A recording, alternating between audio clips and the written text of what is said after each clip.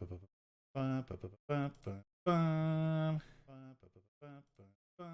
here.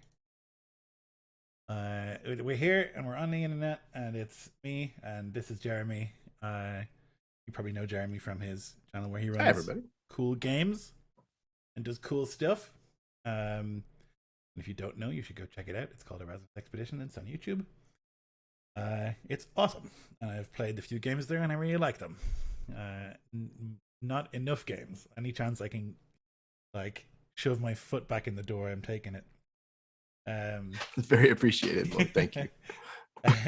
Yeah, so this is Spirit GuarDMs. Pause for laughter and applause. And we took some questions from the community and stuff. We're gonna talk about them, and we're gonna try and help some people with some questions they had. Work on helping people with the idea of the Spirit GuarDMs thing is that we can find people who have problems with ongoing games and stuff like that, and then we can like look at them and help them, fix those problems, or at least point them in like a better direction. Or, I think sometimes it can be really useful to just like talk about a thing, or hear people talk about a thing. 100%. Even just hearing that somebody has been through something before is sometimes helpful. Just knowing that there is another side to this and that everything will be okay. Yeah, right. Okay, yeah. Well, let's just get to it. Let's just do the thing. Fuck the spider. Yeah, absolutely. Listen, I think that's true. Fucking spiders in Australia? I wouldn't know. Yep. Never been to Australia, and spiders. Nico they're lovely. And it might be a joke, but he told me that they say we're not here to fuck spiders. If you're all standing around waiting to do something, sort of like, and I was makes sense. Well, yeah, makes sense. They say herd cats here. Yeah. Whenever trying to accomplish an impossible task. Right. So idioms are just kind of one of those things, Fucking spiders, I don't know. Try to explain it. It's like you weren't there. It would never make sense to you. Yeah, dude, you told me the name that you had, the thought that you had for the name of this, and I immediately laughed and hated myself for laughing. And I think that's ultimately why we decided to go with it. That's what we're aiming for, is like you think it's funny, but then you sort of think less of yourself afterwards, That's the brand we're trying to portray here. Take a little bit of psychic damage for that one. Yep. Okay, so yeah, we've got I think we said seven questions, give or take, from people in the various different communities that we're kind of both parts of. So we've come kind of with some bullets in the chamber, and then if anybody happens to be tuning in live, then throw more questions at us from the chat. We'll try to get to those as well. But I guess, and if you're ready, we can go ahead and get started. Let's do it. Sweet. All right. The first one comes from Kerry McMillan, and he asks, how do you guys handle pacing? Do you prefer shortish campaigns with a complete story arc, or do you guys prefer to run open-ended campaigns? How do you manage pacing, especially in the latter? It's actually a really big question, I think. I like both for different reasons, I think you can really do a lot with like a really punchy short little campaign. But I really truly love the like depth that you get when you've played a game for 30 sessions. I think that's like very satisfying. Yeah, in terms of pacing though, with a long campaign, I think you have to look at it like a TV show. It's what I sort of try and do, where it's seasons and arcs and stuff, because it can feel sort of meandery if you go on for like a huge amount of sessions. It can feel sort of like, what's happening? Where are we? What year is it? And so I think you got to look at it sort of like, if you're the GM, of like, okay, well, this is the arc where they're dealing with this thing, or this is the season where they're dealing with this thing.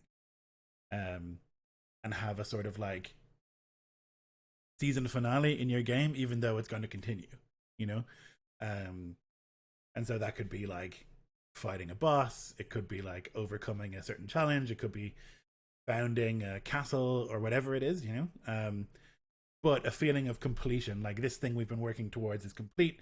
Now we look to the next thing. I think, you know, at least that's what I have tried to do in the past. Yeah, and I agree. I run a lot of one shots, and that's kind of a different beast. But even with shorter campaigns, like the Firefly campaign that we just finished up, it's just 3 sessions or whatever. You have to be a lot more mindful of the pacing, because you have a limited amount of time. With a long-term campaign, theoretically, at least, it can go on indefinitely until people are done playing or until the game falls apart. So pacing, I think, it's not less crucial. It's just a different kind of animal. It is like comparing movies with television.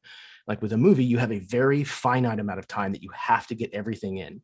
And in order to do that, you have to be very mindful of the pace that things are moving at, and what is essential to completing the story that you're trying to tell, and what can come out, even so that if pacing is becoming a problem, you can very quickly start yanking things that don't really matter out and leave just the crucial bits in.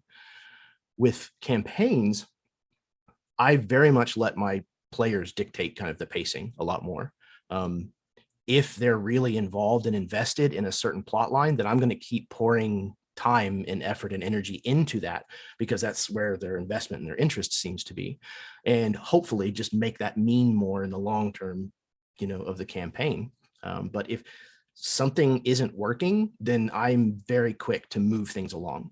I try to be very mindful of the level of attention, I guess. That's kind of what the clock, I guess, that I use to judge pacing. Yeah, I think like I mean, I am very like this. Like if I'm running a long game, my interest in things tends to be like short and very intense.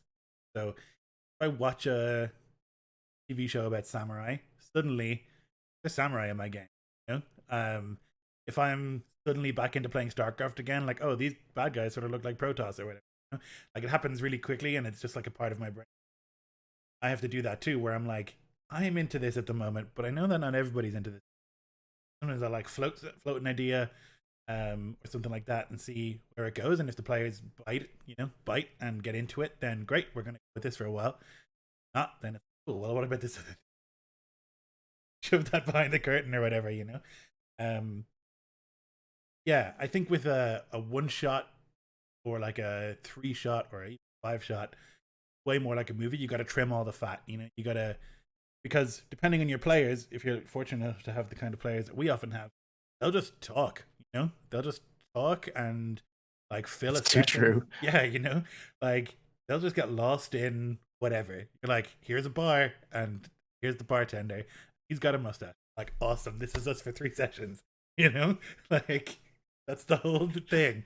They don't need a lot of legitimately, input and stuff. So, if you want to achieve a certain thing, if you really want to, particularly if it's like a quest-based thing, like, okay, here's the job, the mission.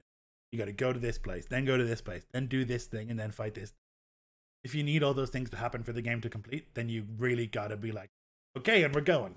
We're in the next place. Like, you just got to, get the shepherd's crook and pull them off the stage and onto the next scene, sort of. It's true. My Beneath the Banner Shadow campaign that's still running on my channel, we had been playing for 3 years before they ticked the first box of like the quest goals that needed to happen before the end of the story is going to make sense. It doesn't look like the pacing is increasing anytime soon. So I think that the other thing you can be mindful of is like, that could be fine. Like, there are lots of games, and I'm about to start a vampire game, and I think the point of that, to some extent, is to explore life as a vampire, right? It's not about this, like for me at least, it's not about a huge quest or like this, maybe it's a little bit empire building, maybe. But really it's just like, okay, you're a ghost monster now. Discuss. Like, it's that for the whole campaign, basically. So if the players are enjoying being in the inn with the mustache innkeeper and you don't have anywhere that you need to be, let them hang out there, like let them enjoy the things that they like. Absolutely. You don't need to give yourself the idea of pushing the pace just because you think you should, right? Absolutely. And again, like it goes back to that investment in being able to kind of gauge that at the table, kind of read the temperature. If they're involved and enjoying what's going on, then it's fine if it takes 3 years to get the first checkbox. Totally. That's okay. Like as long as every session they're still really excited about coming in and everybody's super getting into their characters and having these really great moments, then just run with it. Like the whole point is to have a good time with your friends anyways.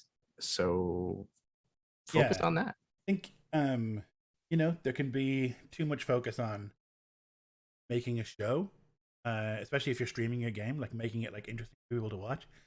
People who are watching a game are watching it because they like you and they like the players. That's why they're watching. They don't care, about the plot most of the time. Like they're there because they like you and they want to see you have fun.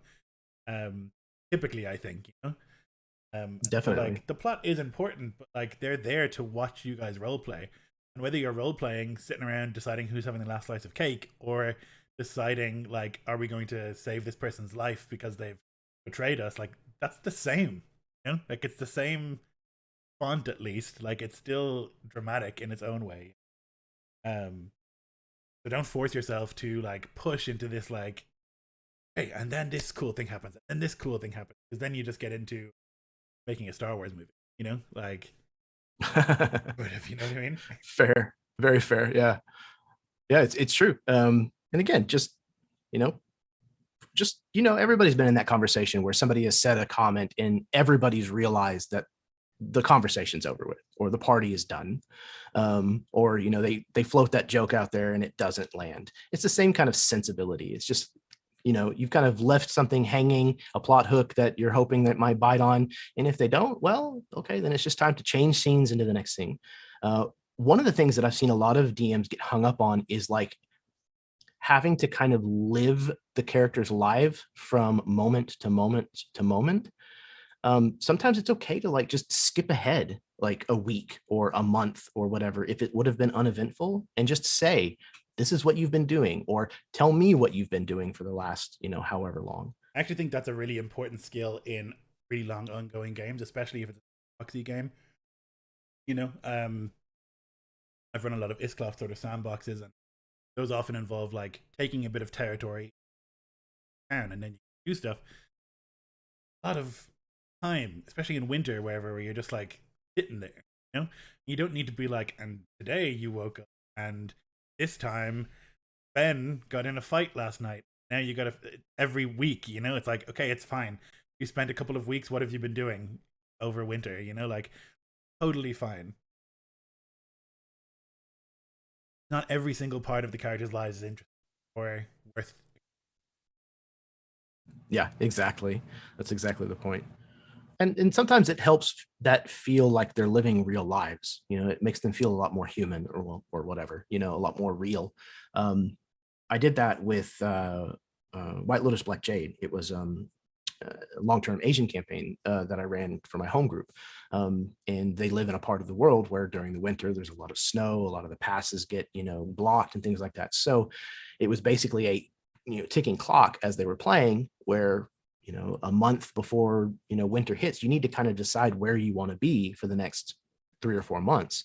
And it was really fun. It was really nice to kind of give those characters not just downtime, but like downtime they could look forward to in character, even that they knew was coming and that they could make preparations for, and then have them kind of describe at the end what their character had done throughout the winter. It was a really nice side of the role playing of their characters. Mm-hmm. Yeah, I think it's a balance, like most things. If you're doing a really long ongoing game, sometimes it's fine to be like you've done a time skip and it's like, okay, Sven, today you've woken up and you're eating your breakfast of XYZ. Be specific when you can, right? You're eating like some honey and some bread or whatever for breakfast, and this character that you know really well has done this thing, and this character that you know really well, you can see them walking by. Like, to just bring everybody back in, and sort of slices of life are really useful for that, I think. A zoom in to be like, this is what daily life looks like, and then as you've done that for all the players and you brought them back in, then it's like, okay, here's the thing we're doing this time. Here's the new thing. Right. it helps you as a game master to kind of help compartmentalize your scenes, Yeah. because you can set the tone all over again. Like, the tone may have been, super visceral and bloody and gory because you were just in this massive, knockdown, drag out fight. But that the next scene is supposed to be this emotional encounter where, one of them meets their long lost sister or whatever. So that's kind of your chance to kind of reset the palette of everybody at the table and kind of float out a new tone, make a clear break from the emotion and the experience of the last scene, and show that this is an entirely different event that is going to happen. Yeah, totally. You can set a whole different tone. I think you can go from heavy to comedy based on that too. Like there's been a time skip, and yeah, you just fought a big battle, but it's been a couple of weeks, and now your kid's asking you questions about whatever, going to the bathroom or something. Like it's an easy way to sort of tone shift and gear shift. I think.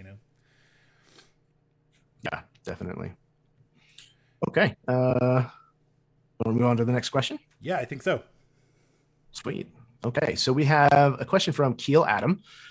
He says, you've both run a number of successful long-running campaigns. What are your best tips for longevity, especially with player investment? Scheduling is number one, I would say, for me. The hardest thing about running a game is running the game, is getting everyone to the game. Truth.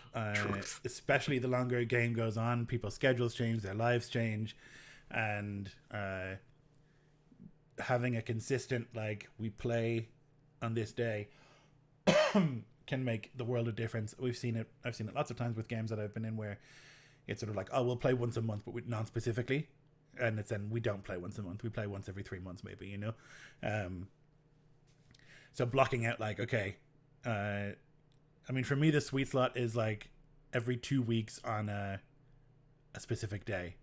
I think that has worked really well for me for a lot of games. Yeah.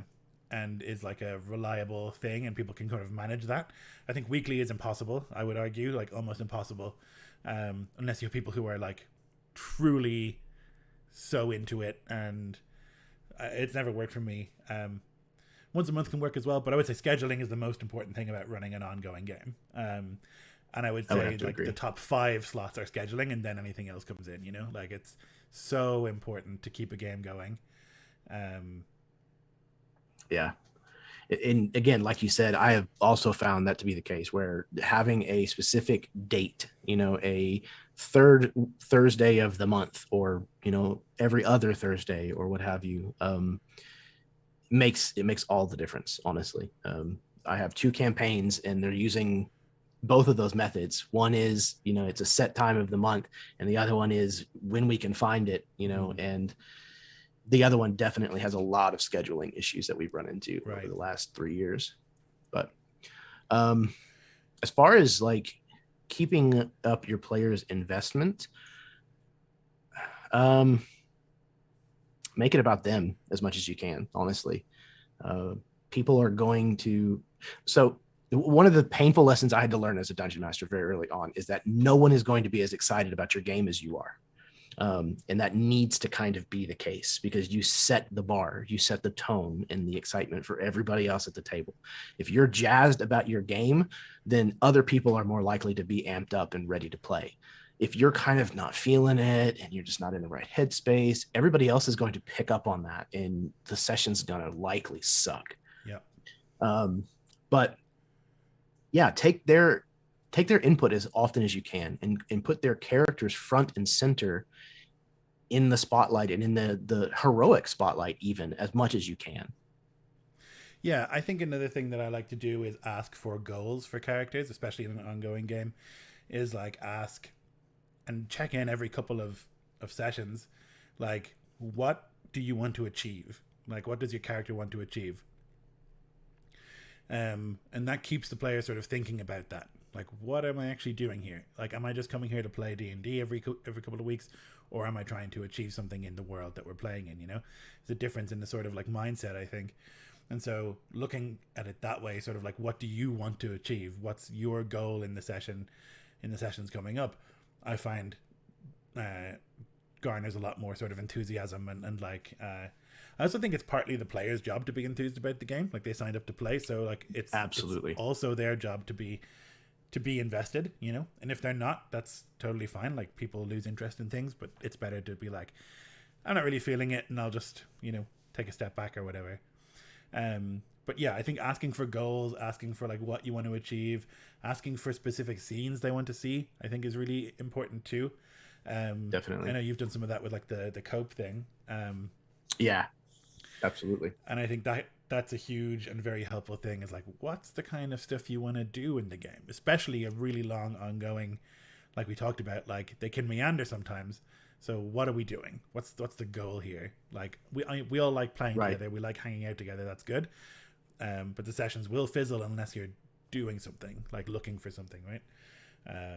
Well, and I think as human beings, like that's the way our brains typically function anyways, is that hit of dopamine that we feel whenever we accomplish a goal. Mm-hmm. So being able to set short-term goals and then achieve them is a little bit of a high, you know, for us, just the chemistry of our brain. And that's kind of what D&D is set up for, like especially a game like Dungeons and Dragons, where there's level rewards every time that you're, you know, hitting a new level. That is a short-term goal. You're like, oh, when I hit 7th level, I get, you know, my new spells or whatever. And so you finally hit that point and you get it. And now your character is the same character you've always been playing, but a little better.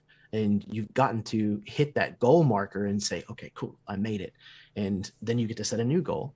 And doing that narratively is every bit as important as it is mechanically. Yeah. Nick Dawson is running a game for us at the moment. It's called Tale of Two Dragons, and it's sort of like a mix of Fandelver, that starting set, and then the other one, the White Dragon one. But all of our characters are from the region and have ties to the region, and have, so one of us is like the descendants of the Lord of Phandalin. My character is like the descendant of Axholm, which is like the dwarf place, and then the other two were Uthgar barbarians from Old Elwell. And so we're all from the region, we all have real close ties to it, and we all want to restore it, right? And so that also makes a really big difference. Like, our end goal is to bring order and prosperity to the thing, but our short-term goals also align, you know. We want to, you know, clear out the baddies, we want to do XYZ or whatever. So that really helps, like tying your characters to the world so specifically that they sort of have to be interested, like they have a really good reason to be here. I think the death of many games is the characters realize that they're together because they're in a game, you know. When there's nothing tying, like they're not friends, they have too many opposing viewpoints, they have whatever, no common goals, then it's like, we're here because the meta reason we're playing the game. Like, you really want the characters in game to feel like we're here because we're doing something, or we like each other, preferably both, you know. But like each other is not as important as we're doing something. We have a goal to achieve together, and if you can pull that off, I think then the players have really good reasons to be invested, because their character is part of this group to achieve a goal, you know. Absolutely. And it makes role-playing a character and making decisions for a character like that so much easier whenever you know and understand their motivation in any given moment. You know, a lot of people talk about, you know, oh, you know, the way that so-and-so portrays that character is so realistic. How do they do that? Well, a lot of that comes down to just understanding the way that they would respond to things and then just reacting appropriately. If you understand your character's goals and you have motivations for them, especially in things that are tangible within the world, then that gives dials that the GM can play with to get your interest peaked. And if you respond to those in an appropriate way, you know, oh, the brother that I have a positive backstory with is now in danger and he's been framed for murder, then most people are going to understand how the character should respond in that moment. Oh, I'm not going to be held back by the paladin who's trying to, you know, make me behave myself. I'm really angry. And now you have a great role-playing scene on your hands, and it's based in, you know, a truth of your character. Yeah, it's why I've always been such a powerful advocate of Session Zero and doing a lot of work in Session Zero.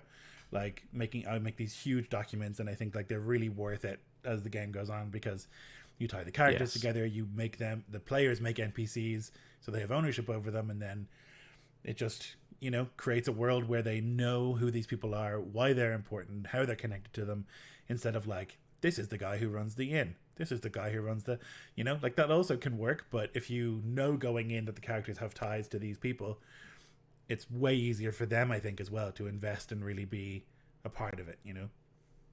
Yeah, definitely. And as you mentioned, I'm a huge proponent for that kind of front loading. Yeah.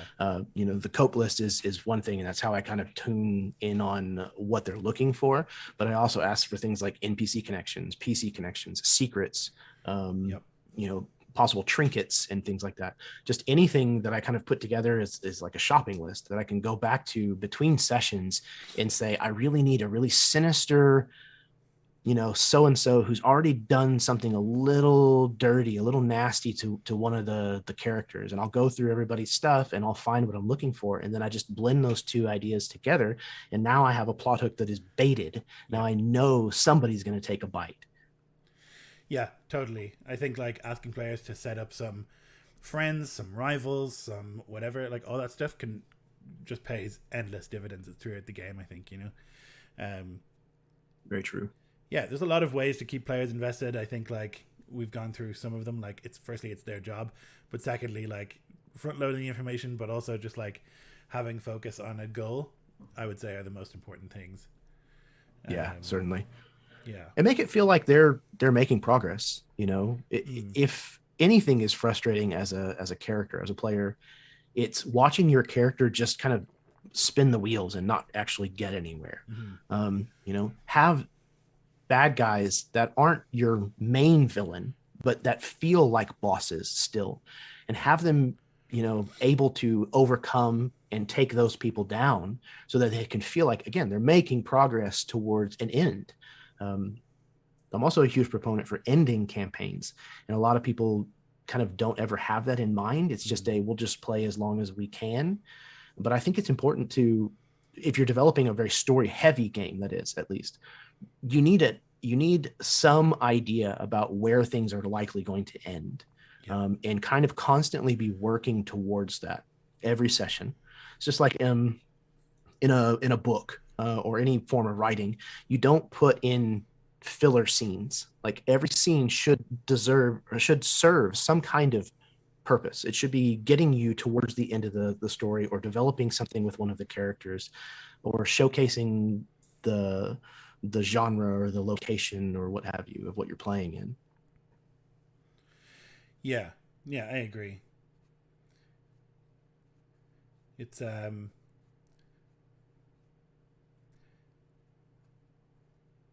can't find the words to explain what I'm trying to say. It's an emotional thing, honestly.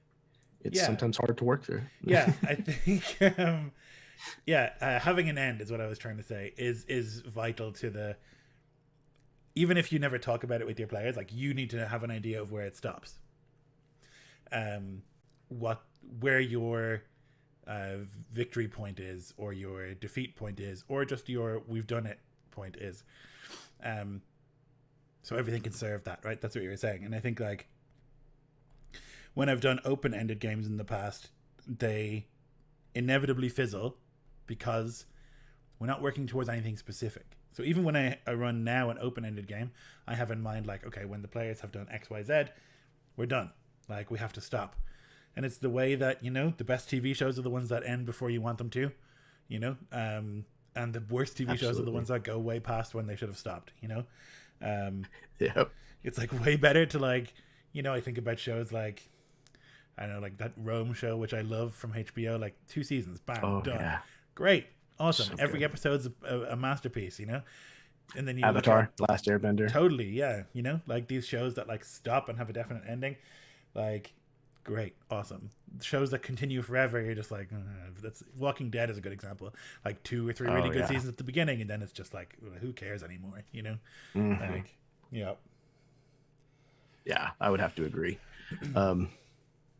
Yeah, and overall, I've said this before in other mediums, but like a story is only as good as its ending, typically.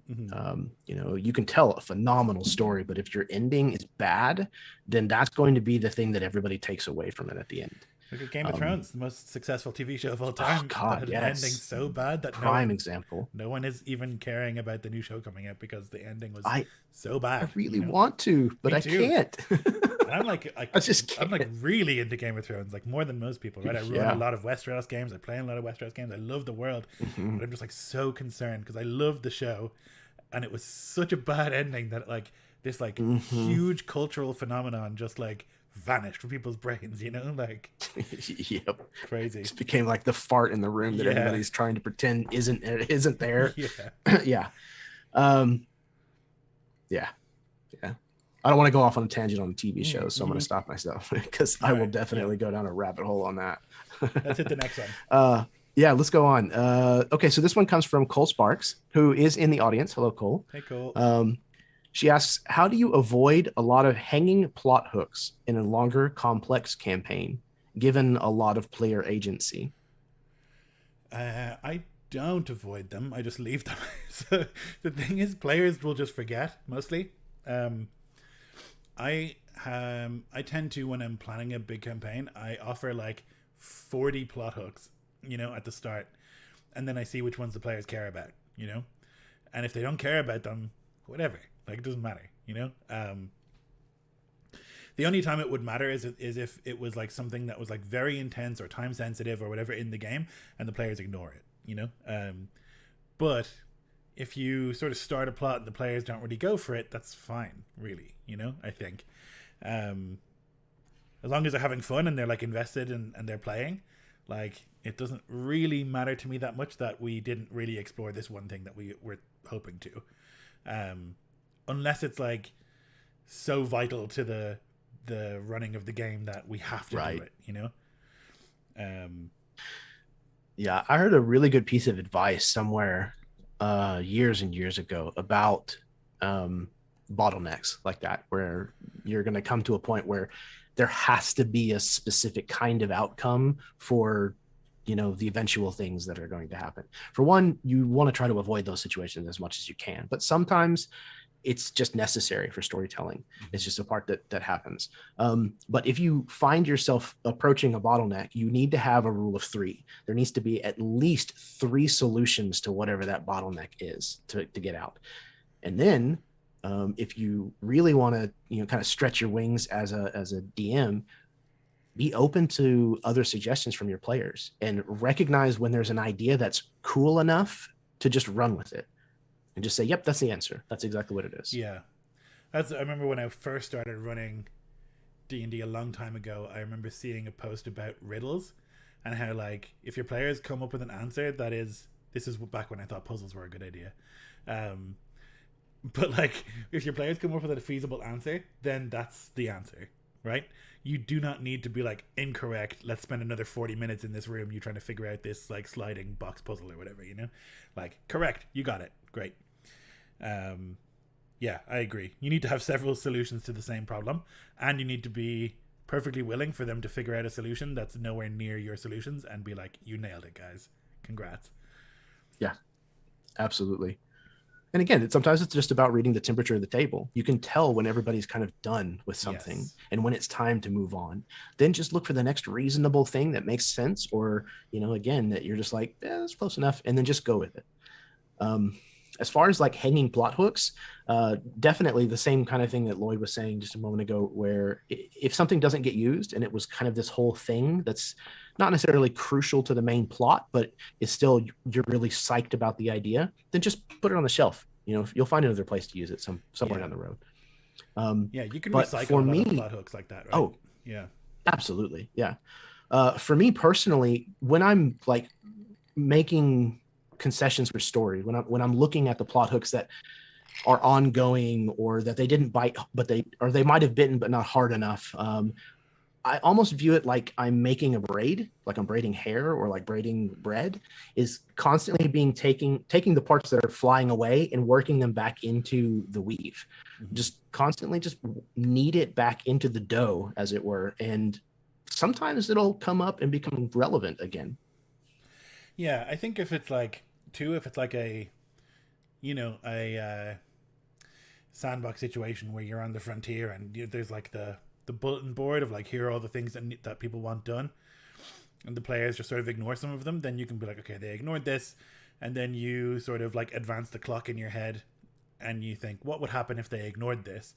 Okay, well, they didn't deal with the, 4 goblins that were seen, and now there's 40, or they didn't deal with this, whatever, like a bunch of stuff that could have been nipped in the bud, if you want to go that way, right? Like, if they had dealt with this earlier, it would have been easy, but now it's sort of spiraled out of control a little bit. So you can bring them back in that way, I think, if you want to. But I will say again that I don't think you need to bring them back in. It's Very true. so fine for them to just like vanish. Like, the players aren't thinking like, stupid GM like didn't follow up on all these plot hooks that we were like. They're not thinking that, like, No. yeah.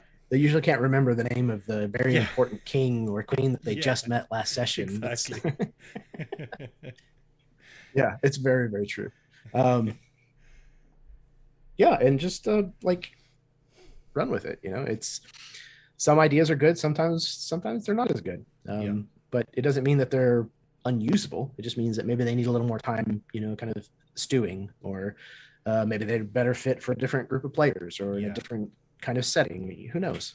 Right. But yeah, and then in the end, if there are plot hooks that were never like latched onto, like, so what? It's really not that big of a deal. Yeah, just like to use them somewhere else, different game or something. Like change the serial number and put it in a different game you're running, right? Like, it's reskinning is one of the most important tools as a dungeon master. Yeah, without a question. Yeah, nice, cool. Want to move on to the next one? Let's do it. Sweet. All right, this one comes from Petra Bacchus, and she has asked, if used, what are your favorite methods to distract players from a disastrously bad course of action? NPCs, random events, natural consequences, etc. My favorite is to just tell them that this is a bad idea. I think like there's nothing wrong with just table talk. I think it's actually really healthy and good for your game, to break character and just talk about the game even while you're playing. I think like something that's happened as a result of so many of us like streaming games is there's an idea that like, okay, it's a TV show and we must be in character 100% of the time, and that just leads to so much confusion, so much uncertainty. It's so fine for you to be like, guys, this guy will fucking kill you. Like, you can't fight him. Like, run away or negotiate or something. Like, 100% that's Absolutely. the answer, I think, as far as I'm concerned, Well, and also like, this is a simulation. Your characters understand and see and know things that you as a player don't. Totally. Because they're living this life, and there are situations where me as a person, where I've gotten into where I'm thinking to myself constantly, I should not be here right now. This is not a place that I need to be, because shit's about to get really bad and I don't want to be anywhere around it. So like, your characters would understand the same thing. They would understand their skill. Like, no, they wouldn't think of themselves as being 5th level or whatever, but they know if they come across a creature that's well beyond their limits. And it's okay to just convey that out of character in meta terms. Just say, your characters know you're fucked. This is a bad situation and you don't want to be here. Or even I've gotten to the point now where, as a dungeon master, where like I do a lot of like mini games and stuff in my campaigns, where I'll just tell people, okay, we're going to take the rules and we're kind of set them aside, and we're going to do this for this session or for this part of the session. It's okay to have those kinds of frank, open conversations with your players, and it will avoid a lot of the people, like you said, being confused about what's going on, not picking up the message, and just good communication. It's crucial. I think it's doubly important in in games that are set in settings players aren't so familiar with. Like, I think a lot of people who play D&D have like a basic understanding. There's a fear of metagaming. I don't know where this comes from. The idea that like, well, they already know that you're pretending like you know whether a troll is weak to fire. Like, everybody fucking knows that. If every player who plays D&D knows that, then so does everybody in the world of D&D. Like, it's fine. But like, to have that like chat about like, okay, listen, like, this is really dangerous and you should get out of there. Or I also think it's really good if like a combat's going on for a long time and there's an inevitable outcome, just be like, okay, we're just gonna say you beat them, or the, you know, XYZ. Like, it's just, it's so good and so important, I think, to be able to step back and be like, okay. And also when there's a very tense scene or a very difficult scene, like, okay, I think it's getting a little heavy, so let's just stop for a second. Is everybody good or whatever? Like, that sort of stuff also really matters. Like, it's, for me, the most important, Very true. one of the most important skills of being a GM is like being able to step back and just like talk about the game while you're playing the game, you know? Yeah, absolutely. But the one thing that I almost always try to give as far as advice goes is what people need to be a good dungeon master or a good game master. The first two things are comfort and communication. Yeah. If you get those two things down, then the rest will come to you very easily. If you're comfortable, and I don't mean like, you know, just wearing sweats and put your feet up on the table while everybody's playing. Like, I mean, like your literal comfortability with the situation, just understanding that you're amongst peers and friends, and like if you mess a rule up, it's okay. That the purpose and the point is just to sit here and have a good time and laugh. Right. And if you can get that down, and then you have good communication skills, then you're going to run a healthy game, and people are going to have fun at your table. Yeah, I think the other stuff comes in time, right? Like, yes, the mechanical mastery and like the improvisational mastery and stuff like that comes with time. But those are the two things that I think if you're starting out and you've never run a game before, that you should prioritize over everything else for sure. Like, because all the rest of the stuff can be worked on. I mean, so can those two things, right? Right. But those are the priorities, I think. Like, make sure everybody feels okay, feels safe and comfortable, and then also make sure that, like, if something's happening and people are struggling with a situation, or they're frustrated at a puzzle, or they're about to, you know, fight a giant at level 1, like, hey guys, maybe we think about this a little bit, you know, let's take a step back.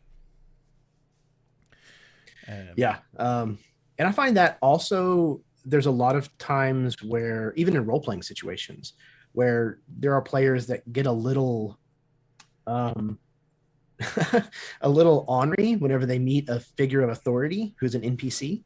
And sometimes you have to kind of remind them, look, like, this is the Duke of the area that you have lived your entire life. Your character, while they could be brash and all that other kind of stuff, they're probably not going to start insulting his mother. You know, that might not make the best sense here. Yeah, this actually came up recently in a thread somewhere where, like, about having a powerful character and introducing them to the party, and then having the party be like, it's like, okay, like, I get that maybe you as a player are not intimidated by this person, but your character 100% would be. And it's also fine to stop and be like, all right, listen, like, I know we're having fun, but like, this character will not tolerate backtalk. This character, like, has the power to murder you if they decide to. You need to sort of take it more seriously in this instance, you know? I think that's totally fine to do as well. Because there's nothing worse than, like, it breaks so much about the game's immersion, I think, like, to have these characters who are in the world, like, walk up to, like, a duke or a king or, like, a jarl or something and just be like, dude, check out this idiot. It's like, he'll kill you. Like, like, you don't with zero consequences. Yeah, exactly. And everyone will applaud him for it, you know? Like, it's, like, you can't just do that. So that's another, you know, really useful thing about having the metagame and having the talks and the table talks is, like, typically, you know, it's fine to, like, boast and jest and make fun of, like, but this character won't tolerate it. So let's just rethink a little bit, right? Yeah, absolutely. Yeah. And it's the same thing too, like with, you know, facing monsters in the game that are supposed to be scary, you know? Yeah. You know, I in my career of playing Dungeons and Dragons, I can't tell you how many dragons I've killed, but I try very hard when in character, my character comes across a dragon, there is some amount of trepidation in my description as to how they're approaching the situation, or to at least pay homage to the enormity and the terror that this kind of creature brings in, even as a player. You know, if I'm playing like my character Talmud, who's a barbarian, he loses his shit and then none of that matters. And he just runs straight at the problem. But that's because he's, a barbarian. But, you know, a character who thinks their way through things should be terrified. And I have found personally as a player that if I give myself permission to be scared, I enjoy it so much better. Yeah, me too. Yeah, I think that's really important too. Like giving the respect to the things in game that they are due. You know, like yeah, you might have killed dragons before. You haven't killed this dragon. This character hasn't killed a dragon. They don't know what the hell's going on. They should be afraid. You know, even like we were playing that same game, that D&D. It's one of the only classic D&D games I'm playing, and we were running around, and then we were like killing goblins and whatever, and then there was a drow there, and the whole tone shifted, right? Because like suddenly this is a very scary enemy. Like goblins, we understand, can be scary in groups or whatever, but this hints at a number of things, that there's more going on than we think. This person could be very lethal. Like it changes the whole way we were fighting and everything, and that like is very satisfying to me. It changes it's like in a TV show, like they're like, haha, yeah, and maybe even making jokes and stuff while they're like battering goblins, and then they see this, and then they're like, oh shit, you know, maybe this was a trap or whatever. It changes, you know. Yeah, it's just an important aspect of the game, I think, on both, to both have, I think, as a GM, have NPCs and characters respond to the players in a certain way, like if they're level 15 or whatever, like people aren't going to give them shit either, you know. Like these are very, very powerful people in the world, and so they do command respect in their own way. But similarly, that has to be reciprocal, I think. Like the players also have to deal with that in the opposite direction, right? Yeah, I agree. And I mean, and again, that's part of the player's responsibility to be a part of the world that you're playing in, you know, and to take it seriously. You know, whenever the dungeon master gives you the ability to come up with a name for something, you don't call it, you know, ass fart, 7, because you should respect the world more than that. You know, it's part your job to help build this story. And yes, levity is fine, but there is a limit, and you should understand the tone and the setting and everything else of the game, and do what you can to build that up. Yeah. Right. Everybody's responsible for the tone of the game, right? It's not just the GM that's setting the tone. Like everybody who's playing has a huge influence on that. Like one character who doesn't take it seriously can break the whole thing, I think, you know?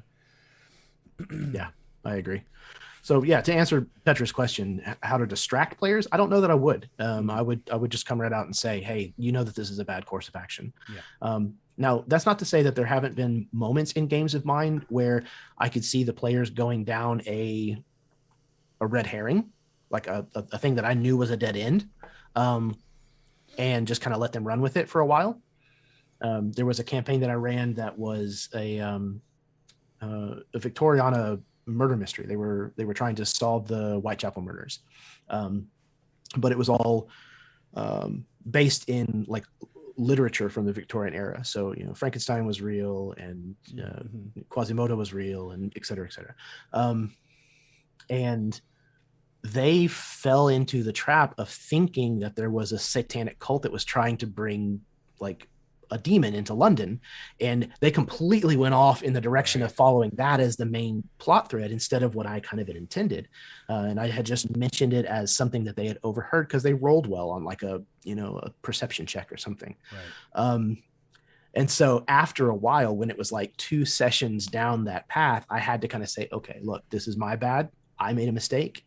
We kind of need to shift away from this just a little bit because you're headed in the wrong direction. It's a good slot for, your high insight skill will tell you that this is not, or your high investigation skill or whatever. Like, don't even make players roll if you need to tell them something, right? Like, that's another whole different video or whatever. But if you need to give them information, then don't make them roll for it.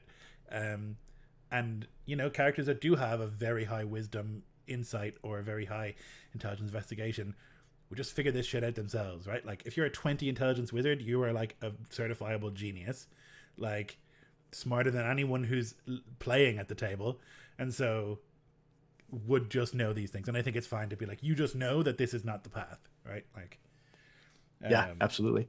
And sometimes even it's okay to, like you said, just not even asking for a role, just ask for a volunteer. Just say, who knows this bit of information, and tell me why you know this. And then they can contextualize it within character, and it gives a more in-depth look at who their character is as a person and what they may have done in the past. But also they can color that information in a way that makes it relevant and interesting instead of just, oh, I read this in a book somewhere. It's, somebody can say the fighter may be the one who volunteers, and he says, oh, I think maybe the mentor who trained me in the swordplay that I know, he was once a such and such, and that's why he knows that bit of information, and he told me that one time. It just makes it much more interesting that way. Yeah, it adds to the world building, right? I saw a question Absolutely. in chat. Will we go on that real quick? We've got Tamiko's. Yeah. Based on your example about everyone knowing trolls are weak to fire, what are your thoughts on DMs switching up the stat blocks to present a troll who's resistant to fire? Do you think that's good or a dick move? I would say that's a dick move, typically. If you present the troll as a normal troll and suddenly it's immune to the things you're expecting, that's not fun for anyone. That feels very antagonistic, and the point is that you're telling a story together. If you are hunting a troll and then you show that it's not your typical troll, oh look, it's doing this thing instead of this, it's like skin seems to be more stony than usual or whatever, like that's a perfectly fine thing. I often switch up stat blocks, but I don't tend to change things like resistances, vulnerabilities. I'll change maybe the attacks they have or like things like that. But that's just for my own interest. Like when I'm running the encounter, if I'm going to have to run a lot of goblins, I'll make some goblins that are rogues and some goblins that are fighters and some goblins that are, just for my own interest in playing the other half of the fight. So I have something to do that isn't attack with spear, Right. But I think like a creature that has a specific weakness that everyone sort of knows about, like it's fine. Like they still have to use fire, like they still have to like use resources to do it. Like it's fine. And most players 100%. are the kind of, at least the kind of people that I play with are the kind of players who'd be like, I know this because. So it's not just like I'm just randomly guessing, oh, I know trolls are weak to fire because I'm a wizard in the world, or like I'm a ranger and I've hunted them before, or I'm from this region and we've encountered them before. Like a lot of reasons why I think what would be a relatively common piece of knowledge would be known. Undead are weak to radiant damage, well that's obvious, right? Like it's holy and they're unholy, like things like that can just, you can logic those out in world, I think, Yeah, I would have to agree. And I think that yes, switching the stat blocks, especially like if you decide in the moment, like, oh, they know about their vulnerability to fire. Oh, okay, these trolls aren't. That's a dick move, in my opinion. I try to avoid most gotcha moments as a dungeon master. Narratively, I might pull those on people because to me that's a twist, and that's if it's done well and it's not overdone, it can be really fun. But as far as game mechanics and stuff, no, I don't think that's that's something that I would feel comfortable doing. Especially there are a lot of players that like build a character with specific purposes in mind, and like monster hunting might be one of them, and then they're playing a Witcher style ranger and they know these things, they've done research on these things, and then they get there and it's like, oh, this troll is actually immune to fire. Okay, guess I'll just throw my character in the bin. Cool, like it's fine. The players are supposed to win most of the time, right? Like exactly. Yeah, you're supposed to be on their side, Yeah, I would have to agree. But the way I put it is you should always be your player's biggest cheerleader. Yeah. Or at least your player character's biggest cheerleader. Yeah. Like get excited when they roll a critical. Get excited when they do something that's really badass and in the moment. Yep. That's what you want, because again, those are the stories that players tell for 10 years. Yeah. When they're, when the game is long over and done with. That's what they want. And ultimately that's kind of what we're all doing here. Right.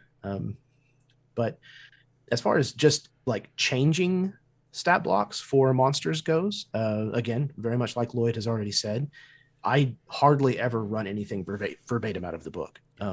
Typically that's because I'm trying to put monsters in situations where they might not always normally be. So, like an ice troll, because I'm running a Nordic themed game or something.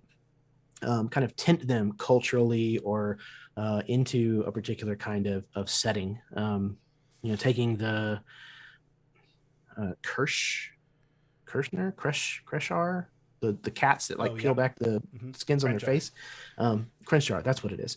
I took, the basis for them out of the book and used those as one of the monsters that we came across and fought in our Momentum campaign. Yeah. But I mixed it and matched it with other things so that it fit a very specific purpose. Yeah. And like, I don't think that's a dick move as a DM at all. I think that's what a good dungeon master should do. Yeah, I mean, making bespoke monsters is sort of, for me, one of the joys of running games. I really like encounter design. I really like monster design. I think it's very fun. And, like, I think that's satisfying and interesting. It's more that if the players are expecting one thing and you have given them no indication that it's not going to be that thing, and then you just change it, that's a different thing entirely. Especially if you're changing it in the moment, I think is a very different thing, too. Yeah. And especially like if they've gone through lengths to prepare, like if they've gotten holy water and they've, made sure they've had alchemist fires and they've sharpened stakes, and like, give it to them. Yeah. Like that preparation scene is a part of any movie that you can think of, that training montage where they're getting their shit together and they're ready to go whoop ass. Let it count for something. Totally. Don't rob them of that. Yep. Okay, nice. Excellent. Okay, so moving right along, we have a question from Philip Matty. He asks, what is the, quote, right amount of crunch? Like, how many times would you prefer to be rolling and adding modifiers per encounter? How many player abilities are too many? And how powerful should they be compared to an average Joe or another player that doesn't specialize in the same thing? That's a big question. It is. I'll answer the last part first. I think having your character be the best at a thing is a really fun part of role-playing games. And so games where your character like hyper specializes, I tend to find it really fun, because when it comes to the thing you're good at, you're awesome at it and you succeed at it, Like if you're the computer hacker and then you hack a computer, you should be better at that than anybody else by a significant degree, I think, so that part's sort of easier for me, I think. How much they should be different to an average Joe will depend a lot on the setting and the game, I think. Because in Call of Cthulhu, like, often you are an average Joe, and in D&D you're a superhero, right? And so that is a difficult question to answer, I think, because it depends so much on the genre of game you're playing.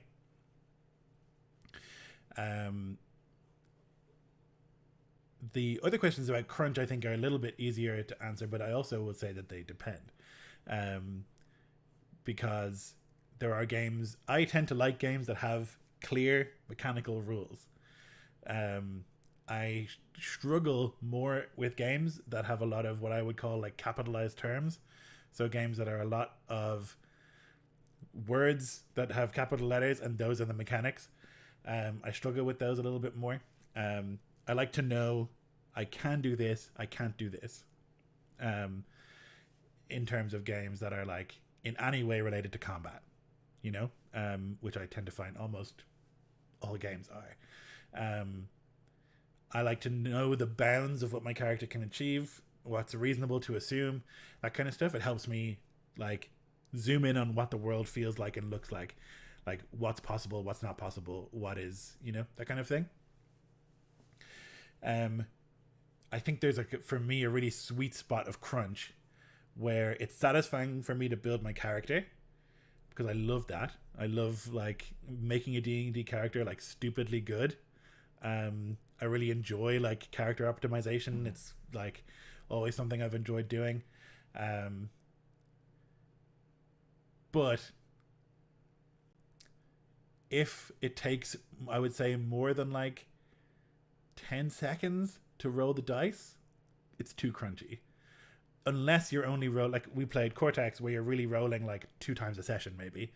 In that case, it's great that it's like a decision. I thought the same for like, what's it called? Legend of the Five Rings, or like the Star Wars one that had the dice pools. Like, I don't mind a dice pool game taking a long time, because you're making decisions about what to include and what not. I think that's interesting. All right, I'm rambling, so I need you to talk now. No, figure it out. That's great. Bit. I have a lot of thoughts about what's the correct amount of crunch, and I think it really depends on what you're doing. Yeah, ultimately, that's the same answer I was going to give. It as much of a cop out as it might be initially, is the answer to all of those questions. Is it really just depends? Yeah. You're talking about two very different experiences, and I enjoy both of them. I enjoy games that are very roll heavy. That are there's a lot of dice just clattering around the table, especially in person. Those are the best games to play in person. There's constant visceral kind of interaction, and everybody is really animated because there's constantly things going on. And dice rolling, that's one of the reasons why I don't like personally to use digital die rollers, is because I like the feel of picking up dice and rolling them. I like the sound it makes. I like the way it feels in my hand. And having a game that engages that a lot can be really, really fun, but it's not for every game. You're not going to get a really heavy narrative experience out of a game like that because there is so much time being spent on the physical rolling of the dice, the calculating of what it means, and following through with what happens next. And that kind of goes back a little bit even to pacing. The pace of a game like that is totally different. Now, there's other games like Fiasco where I actually don't even like the dice rolling mechanics in Fiasco. I hate them, and I'd rather play without them most of the time. Yeah. But all of the focus is on the narrative and the story and the characters, and it's super emotional and role play heavy. And I love games like that too, even though there's no die rolling. Yeah. So what is the perfect amount of crunch? It just depends on the game, honestly. Yeah. Yeah. I would say that if the game you're running, the setting you're playing in needs specific bounding of what's doable, if you need specifics on distances, if you need specifics on amount of damage being done, if you need specifics on how many times you can do a thing, then more crunch is useful. So in a war game, in like a combat game, like it's useful. If your game is about something Fiasco based, or something where really it's just characters being like the Highlander game we played, we barely rolled dice too, right? And that was an awesome game. If it doesn't matter how fast someone can move or how much damage they're doing with an attack or whatever, if it's not relevant to the game or not important, then less is more, I think, for sure.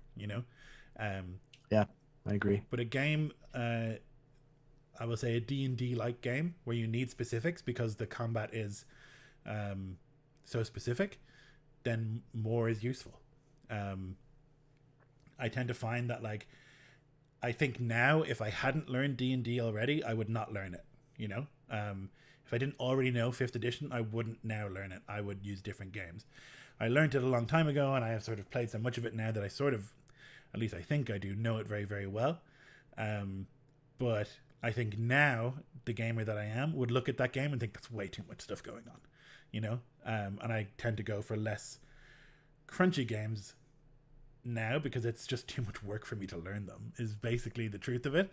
I'm too lazy to like sit down and learn another huge pile of rules. There's only so much room for huge piles of rules, and I already know D&D and Warhammer, and so like if I learn another one, like one of them has to go, so I think unfortunately the answer is it depends so much on what the genre is, what the setting is, what the game is meant to feel like. More specifics for our next episode, Philip, and we'll get you like a more specific answer, I think. Go deeper. Yeah. I think a lot of it comes down to like the gravity of the roles. Like if you're going to have a bunch of roles, then each individual role doesn't matter as much. Yes. And if you're only having a couple of roles, like you were talking about in a game like Cortex, then they are going to be weightier, and it's okay that it takes longer to calculate it out and all that kind of stuff. But ultimately, it is about pacing and the feel and the kind of tone and genre that you're trying to emulate. Because at the end of the day, that's what we're trying to do, is we're trying to emulate the same kind of experiences that somebody could get from movies, books, comic books, video games, those kinds of experiences. We're trying to emulate those in some way. And just like there's a massive variety of differences in each of those mediums, there's a massive variety of different tastes in role-playing games. Mm-hmm. Yeah, it's if the purpose of the role is to then interpret what's happening, then you need to roll less often, right? So if you think about like Cortex or even L5R and stuff, like you roll the dice and then everyone looks and goes, huh, you know, like interesting. What's happening here? I always think of like the Edge of the Empire, where you had success, fail, advantage, disadvantage, and then triumph and despair. And so you could have a success with like a huge success with despair. It's like, wow, okay, let's try and figure this out a little, you know, like, and it makes for interesting storytelling, but it really means that sometimes a roll takes a long time to parse, you know, and process. Whereas in D&D, you're rolling, this is the number, does the number tick the box, we're good, you know? But you're rolling many, many, many times in a combat or whatever, right? So, yeah, it depends on what the purpose of the roll is, I guess, you know? Yeah, I would have to agree. Definitely. Let me see if that answered.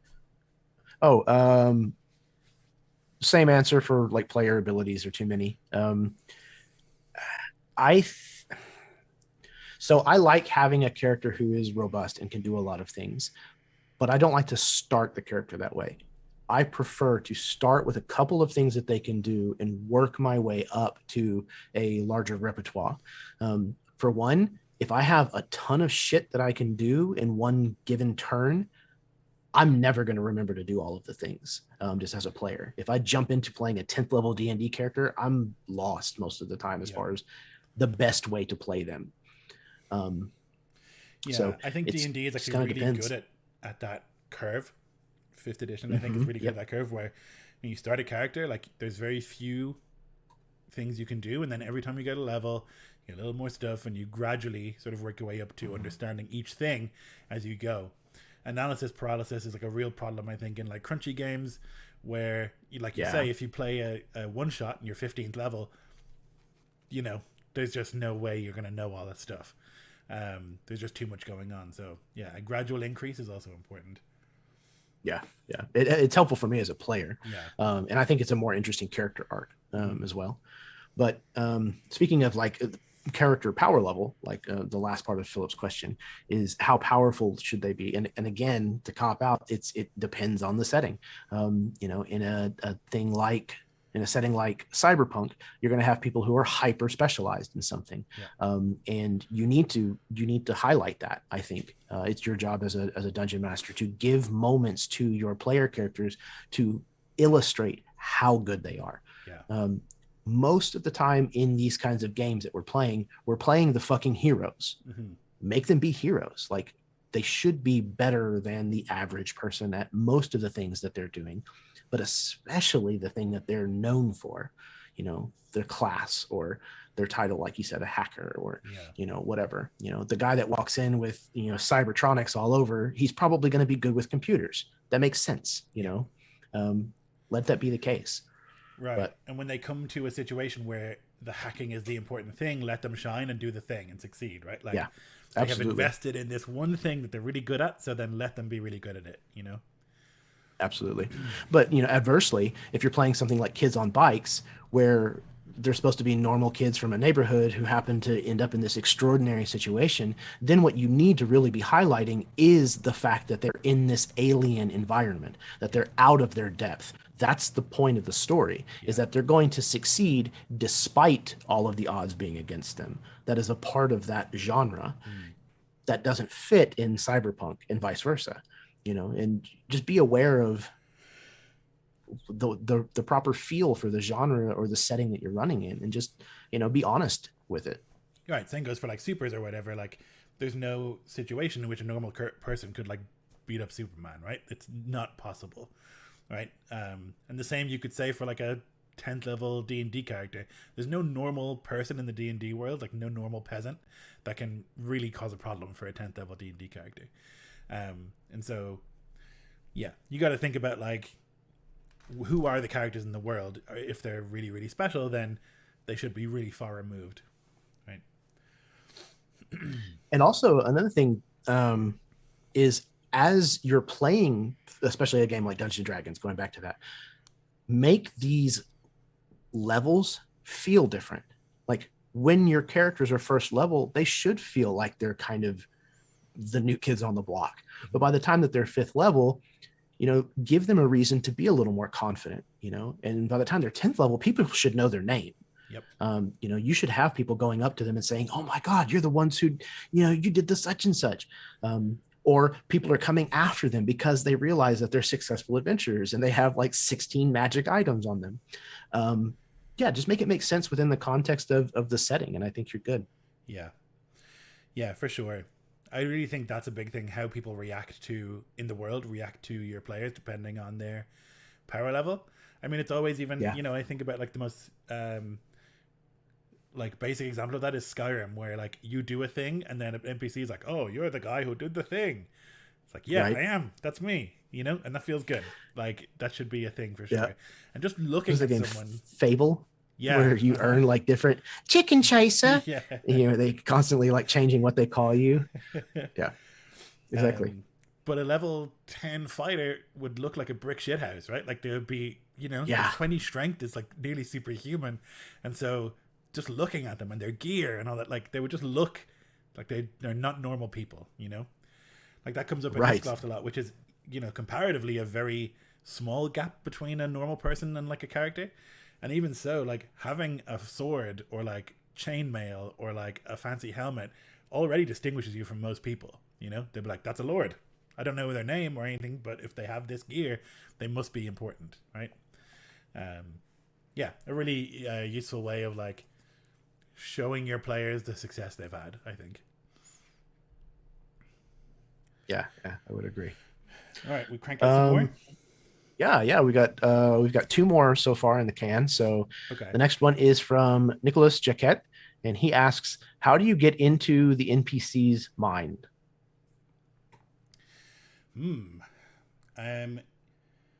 There's a lot of ways to do it. For me, I tend to give each important NPC a manner of speaking.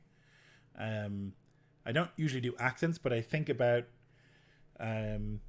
speech mannerisms, So an important and successful and tactical lord is going to speak in a much more deliberate way and a much more thoughtful way than some like cocky, arrogant piece of shit raider, Like they're going to talk differently. Even if I don't do an accent, they're going to have different ways of speaking, different ways of moving and stuff. And so I tend to try and think of like a phrase that they use that like centers them as a person, at least for portraying them, to get into their mind, like as in their motivations and stuff like that. That really depends. I only do that for characters that really matter. So long-term NPCs, things like that, I will sort of think about like, what are they trying to achieve in general? What are they trying to achieve here with the players? How do they feel about the players? Like, how do they fear them? Do they respect them? Do they think they're worthless? Like all of that. You try and think about that in a couple of seconds before you start talking, I guess, Yeah. Yeah, I think that those are fantastic points. Finding a character's voice is imperative to playing them, and sometimes it doesn't happen until you've been speaking in their voice for a minute or two, and that's okay. Like it's honestly all right. And like Lloyd said, you don't have to do an accent in order to portray a character's voice. It's their vocabulary, their inflection, the volume that they speak at, the pitch, the tone, how angry they are all the time. All those kinds of things are a character's voice. It's just kind of the way that they present themselves, and understanding what they want and what they're willing to do to get there are huge cornerstones of a character's personality. Yep. If you can understand just those 2 things, then more often than not, you'll be able to portray a character in a scene pretty easily. For me personally, I use a lot of artwork in my games. I'm a huge fan of artwork, for one. So I spend a lot of time like perusing it, and when things jump off the screen at me, I save them. Because what happens is I'll see a place or a person, and immediately my brain starts trying to do something with them as far as a story goes. And if that happens, I know that it's a good piece for me. So I'll save it, and then I'll find a place in my game to use it later. And what I do is I bring their picture up on screen so that I'm looking at them. And I pull a lot from that imagery, the way they're standing, what they're holding in their hands, what they have on their belt, the expression on their face, the way that they're lit, the colors of their clothes, all of that kind of stuff informs the way that I'm going to portray them. And a lot of that is because I fall back on the training that I had in school for theater. There's a lot of that that's kind of been ingrained in me, just being able to look and understand. I think I understand this person. I think I know what I need to do to get that across. And then a huge part of it for me is just saying fuck it and just going for it. Not worrying about how silly it might come across, if I'm going to fall flat on my face trying to portray it. I'm just going to start, and I'll figure it out as I go.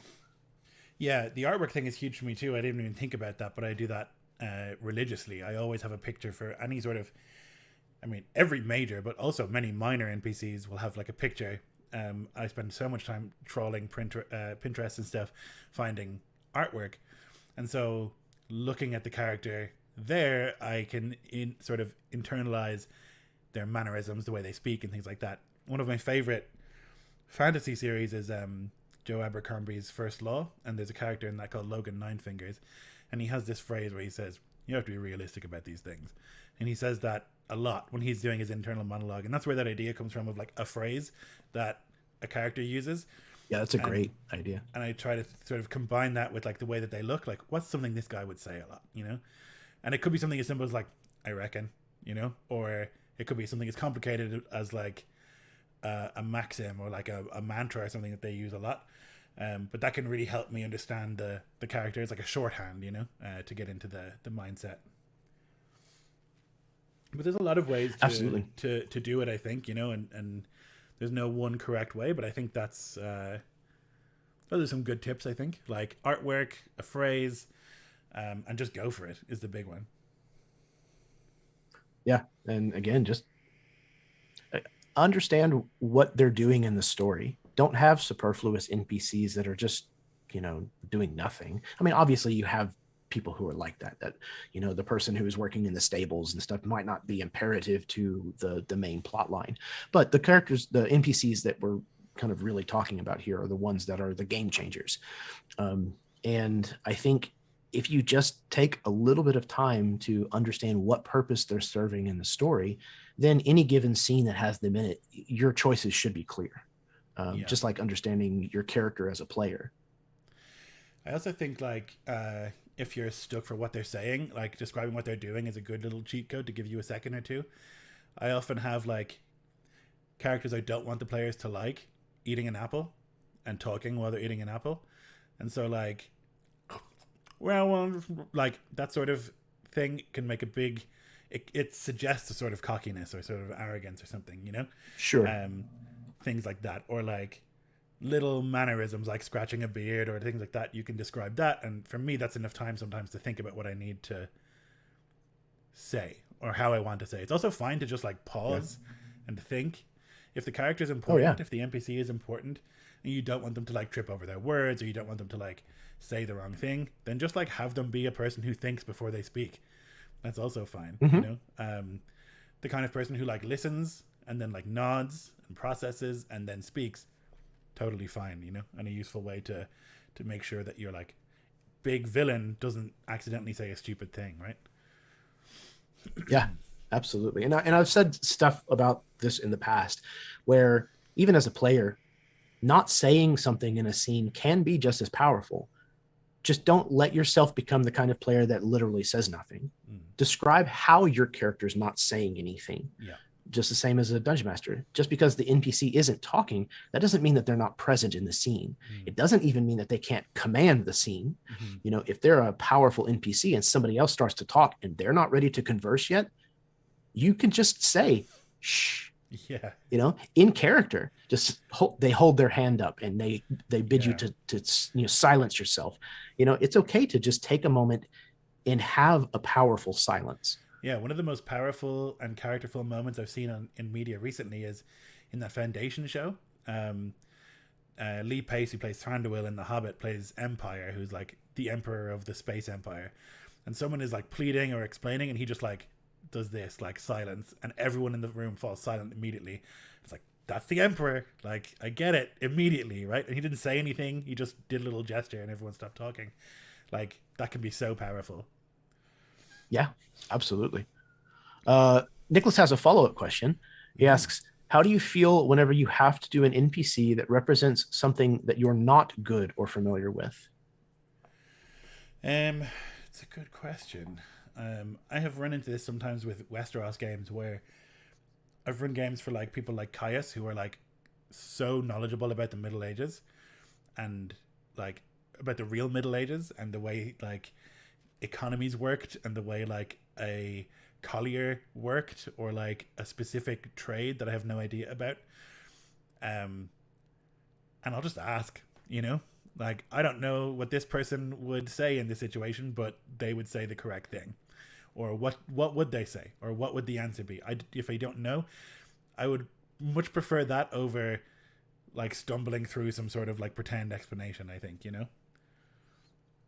Yeah, I agree. And again, it goes back to being comfortable having the meta conversation when it's needed. And just understanding that, again, everybody at the table has the places where they have an expertise and where they don't.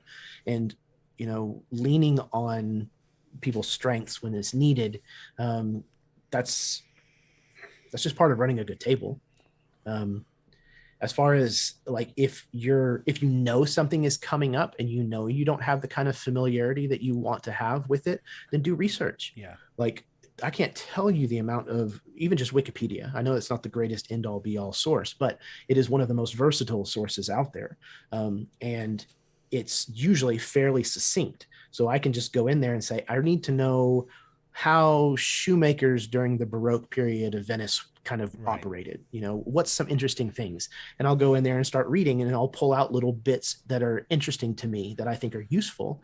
And then I just take those and make sure that I incorporate them somehow into my description or the mechanics of the situation or what have you, just enough to kind of touch on the reality of it. Now, I'm not necessarily trying to pass myself off as a cobbling expert from, you know, the Baroque period of Venice. I just want to say enough about it that it feels right. Yeah. And after that, then I'm fine. We can just keep going and move on. You don't have to have a ton of knowledge and understanding to be able to insert enough of it into a game. Right. I mean, you see it so much in movies and stuff, like these shorthands where they show a person making a thing in a way that no person would actually make a thing. Like I always think of like people pouring swords into molds, you know. It's like not how a sword is made, you know, like and stuff like that. But like most people just don't know that, and it's not important, you know. Does it matter? Like really, it probably doesn't. If it really matters, then yeah, research it. You know, if you know a player at your table really cares about Baroque shoemaking in whatever, then you know spend some time learning it. If you know one of your players is like super into this specific thing, then spend a little time learning it, but don't kill yourself over it, you know. Like take time, within reason. Like don't, you know, launch a new degree because you want to figure out how to, you know, like how they made coal in the, you know, Anglo-Saxon period. Like it's not a useful use of your time, I think, particularly when those scenes are typically quite short, right? It's like they're going to speak to a craftsman for a reason, and it's like 10 minutes of game time. You don't want to spend an hour of real time researching it, you know. Right. Exactly. You got to be economical with the way you prep, I think, you know. Yeah. Yeah, absolutely. And, you know, like Tamiko pointed out in the chat, you know, normalize saying and accepting, I don't know this, but my character definitely does. 100%. Again, yeah, that meta conversation is perfectly okay to have. Yep. Um, yeah, I said that all the time. Like, I don't know what the answer to this is, but my character certainly would. Like, I'm playing a dwarf in a game at the moment, and, like, I don't know anything about stonework, but my fucking dwarf sure does, you know? Like, I don't know anything about, like, smithing, but like my dwarf definitely knows these things, you know. And it's so fine, I think, to just be like, my character knows this, I don't know, let's just tell me, right? And the DM's job is to say, okay, here's what you know, I think, you know. Yep, exactly. And also a lot of things, I think this is also a point where a lot of people get hung up in games, is you're playing a game of fantasy. There are fucking monsters walking around with octopuses for heads Yeah. that suck people's brains out. Like there's a little bit of leeway in what is real, what is believable, what is accurate, what is not.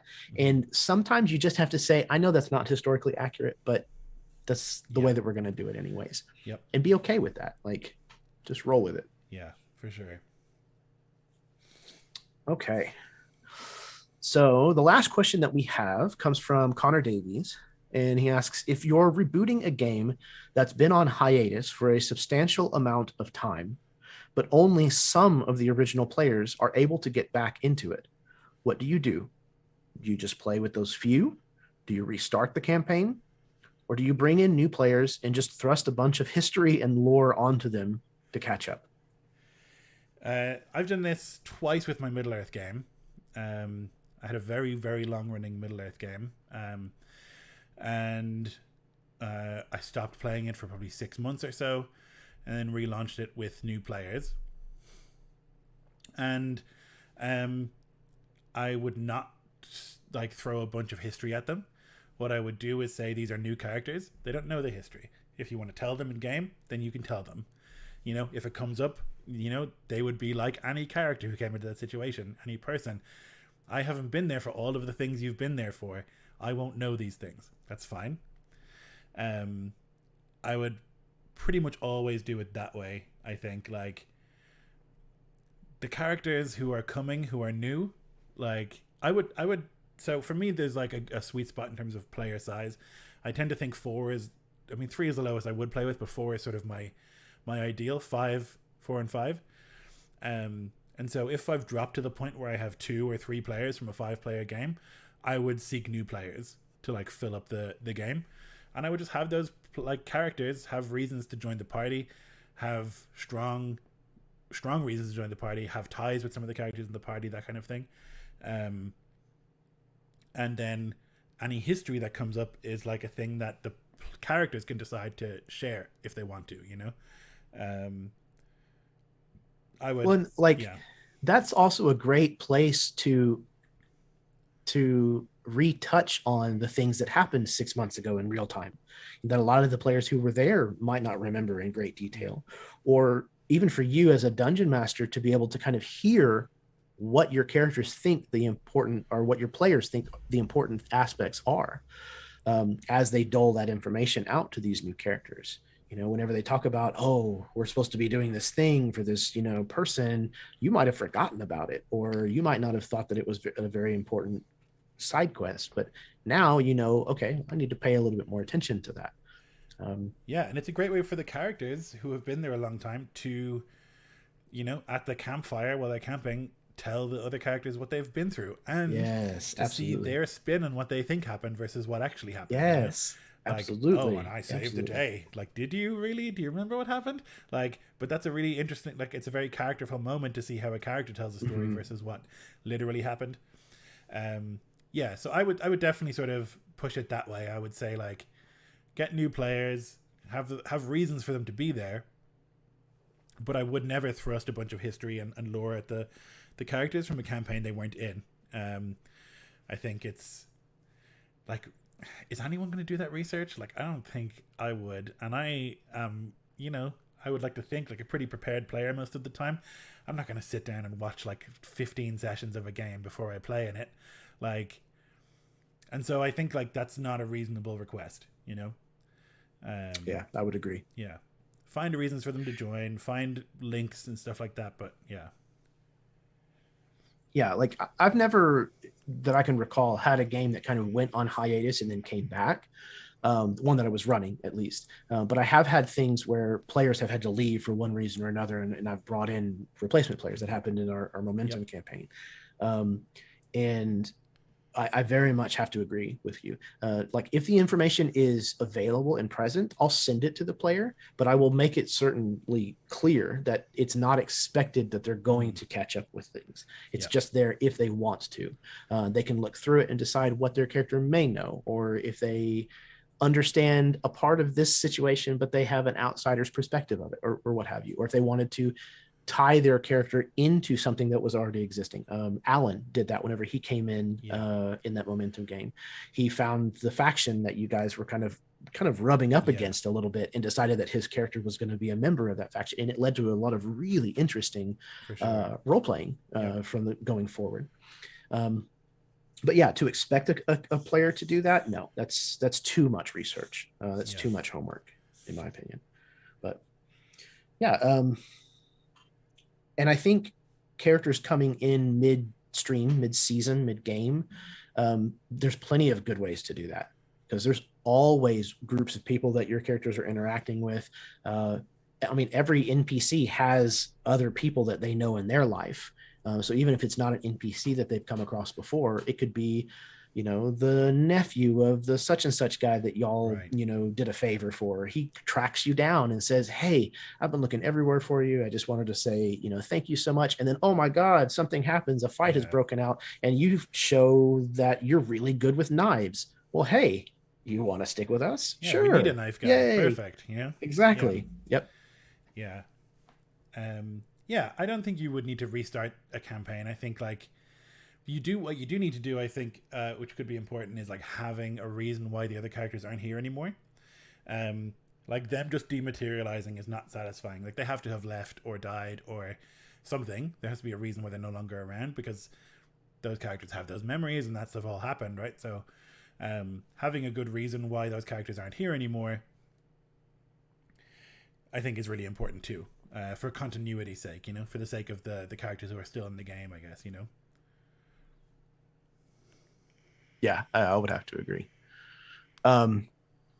Nicholas asks another question. When do I know as a GM that the game is dead, even though some of the players might still be there? It's a good question. I would say when it's really hard to say. I think like some people take scheduling problems as an indication of a dead game, but I think you have to take people at face value and think they just have scheduling problems, you know? Like people's lives change and things change, and so sometimes people just find it hard to schedule the game. I think like I don't know, it's sort of wishy-washy, but like there's a vibe and an energy in a game. There's a enthusiasm and like an excitement around the game, and I think if that fades and you feel that the players are there out of obligation instead of enthusiasm, that's usually a good indication that like maybe the game has run its course. In that situation, I would sort of try and wrap up. Like I would rather try and finish the game, like do a final session, and the result can be because the characters have grown tired of each other. Like that's a reasonable way to end a game. I had a game end because Jeff's character was the Jarl that was tying all the other characters together, and he died. And then there was no reason for the other characters to be together, and so they just sort of went their separate ways, you know? Perfectly reasonable. Like you do need reasons for the people to be together, and the most important reason is that everyone wants to play the game. And if that's not the case anymore, like better off just ending it, I think, than trying to drag people continuously back to it, you know? It's also just worth talking about like, hey, are we done with this? Like, do we feel like we're finished? Is there a way that we want to rekindle this, or are we happy to end the game sort of soon, you know? Yeah, Agreed. Again, kind of going back to communication and using, you know, meta conversation when it's needed. You know, just like in a relationship, any relationship, like if things aren't working, you got to stop what you're doing and talk about it, and come to some kind of understanding as to what is going on and how to move forward. Even if moving forward means, you know, the end, which is unfortunate. It sucks a lot of times whenever that happens. I had a game that the players decided that they were done playing, and it wasn't through a lack of what was going on. We were running a horror game that was set in very similar to a Barovia. It was very Transylvanian, super, you know, dark gothic horror, and their characters ended up in a really bad spot. Like they owed debts to like high powered vampires, and like it was coming to a head. They literally got in a carriage and left. Mm-hmm. They were just like, our characters don't want anything else to do with this. They're going to just leave. Yeah. And at first I was really upset as a dungeon master. I was like, what? I have like this whole ending planned and like this awesome big fight at the end. But at the end of the day, I was like, I scared the shit out of them. Yeah. Okay. Like, that's fine. I'm It's okay also with it. like the ideal horror movie ending is that the characters cop on to the fact that they're going to die and just leave. Like, Yeah, it's like right. always shouting at them, like, no, don't go down there. And they just don't, you know? They just go home, call the police or whatever, you know? Like, yeah, I think that's, but that, you're right. Like, it could feel hurtful, but I think, like, I don't know. It's one of those things where you have to consider that, like, everybody has a life that is much more complicated than you think it is.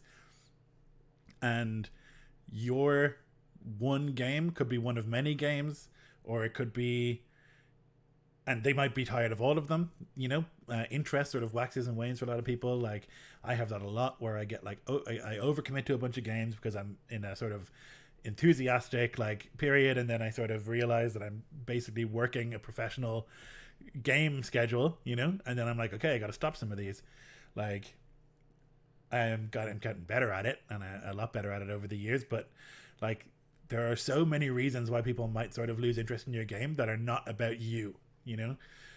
It's almost never going to be about you and the way you're running the game. It's almost always going to be something in their life that's causing that, right?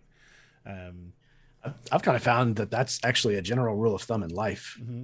just in general. Oftentimes, whenever you think that something is done to you personally, you're usually the last thing on that person's mind. Yeah. Very often has nothing to do with you whatsoever, and you're just a bystander. Yeah. A lot of times. Yep. Yeah, there's a word for that, right? Where you see somebody on the street and you have this moment where you realize that their life is just as complicated and as Yep. yours. Like, that's the case for every human you meet, right? Like, everybody has so much shit going on, and like, your sort of fun pastime is not the most important thing in their life. It's also not the most important thing in your life, you know. Also true. Like, it's just a game we're playing, and if the game is no longer fun for everybody, then it's probably better to stop, right? Yeah, absolutely. It's the same thing I tell a lot of people. A lot of people, feel bad if they need a mental health day, to miss a session or something. And it's like, yeah, initially I might feel disappointed that somebody's not going to be there, but ultimately that's the better call. Yeah. I don't want you to come to the table out of obligation, because then you're not giving it your everything. And I would rather you wait until you do have everything that you have to bring to the table before you say yes. Yeah. It's something I've gotten better at as a GM. Like, I can get very overwhelmed with prep Yeah. on the day, and I can feel very anxious about the game that I'm going to run. And some days it's too much anxious, and I have gotten better at just telling the players, like, I just can't do it today. Like, I know we don't play that often, but I'm not in the headspace for it. And like, you know, as a person, you build it up to be this huge deal that you've done this terrible thing. And like 100% of the time, the players are like, cool, take it easy, hope you feel better, you know. Like, so yeah, mostly people are nice, and if you're playing games with them, you would hope that like they are like friendly to you, if not your friends, and just talk about it. You know, I think that's going to become the catchphrase of the show, is like, just communicate better, just like talk to people about the things that's going on. You know, like, it's the great panacea of role playing games is just like, talk to your friends. You know, like, yeah. 100%.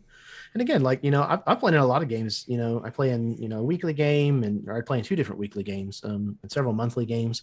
And I can be looking forward to a session for, a week or more.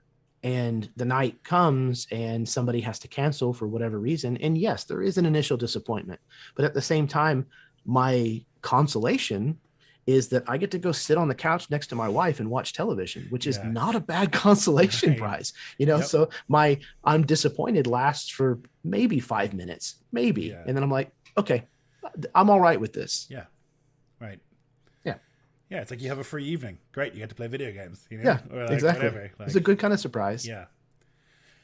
Yeah. Nice. Did we do them all?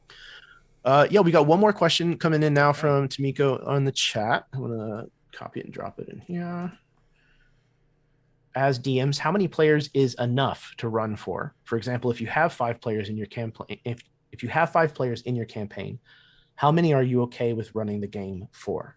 Asking for times when I feel guilty about tanking the whole game because I can't make it and I'm not the DM.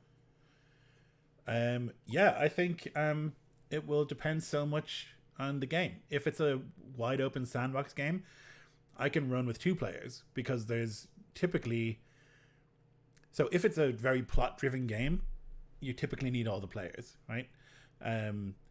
If it's a game where you're about to reach a very pivotal point, you need all the players. If it's a game like Vampire, where the players are often independent anyway, and they sort of come together for things but spend a lot of time apart, you can do a Zoom-in session for less people, I think, you know? Typically, though, if it's a 5-person game and I only have 3, like 2 people can't make it, then I would probably say, we'll just do it next time, you know? But it will depend. Like, there are games where I could run for less, you know? There are also games where one person missing will tank it, but I would never be pissed off at somebody because they can't make it to a game, because I do it all the time, because things come up. And things could be like, I have to do something, or things could be, I just feel bad, you know? Like, that all of them are fine. It's okay to be a human and have feelings and have mental, like, health problems. Like, everybody has them. Everyone has anxiety. Yep. It's totally fine to just be like, I can't do it today. Cool. Feel better. Like, that's always the response, you know? Yeah, I agree. The quote that my home group uses is real life comes first. Yeah. Like, it has to. You know, right. A lot of us, we have kids, we have jobs, we have, you know, lives outside of the game. And while the game is very important to us all, and I think in order to have a game be successful, it needs to have some importance to everybody involved. Mm-hmm. There needs to be some level of commitment involved, or else it won't work. But that it is okay to realize that it is secondary to the important things that are going on. For as far as how many would I cancel a game over, my typical rule is about 50%. As long as I've got about half of a table in a general session, in a general kind of game, then I'm okay to go ahead and press forward. If, you know, I have a ton of stuff that was planned for a very specific character's arc and they're not there, then I'll either see if I can't rearrange where that's going to happen in the story, or I'll just say, you know what, I really kind of was hoping that so-and-so would be here, so we're just going to call it for this time, and, you know, we'll reconvene later. It'll depend too on how close to game time the cancellation is, because if I've done a lot of prep for, like you say, one character, I want to do XYZ scenes with them, and they can't make it, then, you know, then I'm not ready to run the game necessarily for everybody else, and that's fine, you know. But yeah, I would say 50% usually is a good number for me as well. Yeah. But yeah, more players is easier then, like the less, you know, but if you have 2 players and one of them can't go, then you probably can't do the session, right? But exactly. Don't feel bad about it, Tomiko, if you like need a day ever, like just take the day, you know? Exactly. We'll still be here playing games in 2 weeks or whatever, and in a month or whatever, you know? That's exactly it. Is if you burn out, we can't replace you. Yeah. If the game burns out, it sucks, but we can replace that game. Yeah. You know? So you have to come first. Right. We're all already overburdened with too many games, right? So like one not happening once a week is like not the end of the world, you know? A good problem to have. Yeah. All right, cool. I think we might call it there. I think that's about it. Yeah. So thanks, Jeremy. This is great. It's like real nice to just talk shit. It's great. I love doing this kind of stuff. And I was super thrilled whenever you came up with this idea and asked me to be a part of it, man. Thank you. Yeah. Check out Jeremy's channel on YouTube. I mean, if you're watching this, you know where Jeremy is. But he's on YouTube under Erasmus Expeditions. It's fucking great. Really good games. And check out the ones I'm in. I'm the star of all of them, of course. Truth. And yeah, we're going to do this once a month. So I think our next one will be mid-June sometime. Thereabouts, if we can look, it's probably going to be the 15th of June. I think that's right. Potentially. Whatever the third Wednesday. Yeah. Yep. Looks like the 15th. Sweet. So in like a month, we'll do it again. If you have more questions and stuff in between now and then, awesome. I'll do a post sometime soon in some of the communities I'm in, and we can gather questions. If you asked a question this time and thought our answer was terrible and you want more information about it, you can certainly ask it again more specifically. And yeah. Lloyd's email is... No, I'm just kidding. My home phone number. All right, awesome. Well, thank you very much, everybody. And we'll see Thanks, you. everyone. Yeah, next time. Bye. Yeah, peace.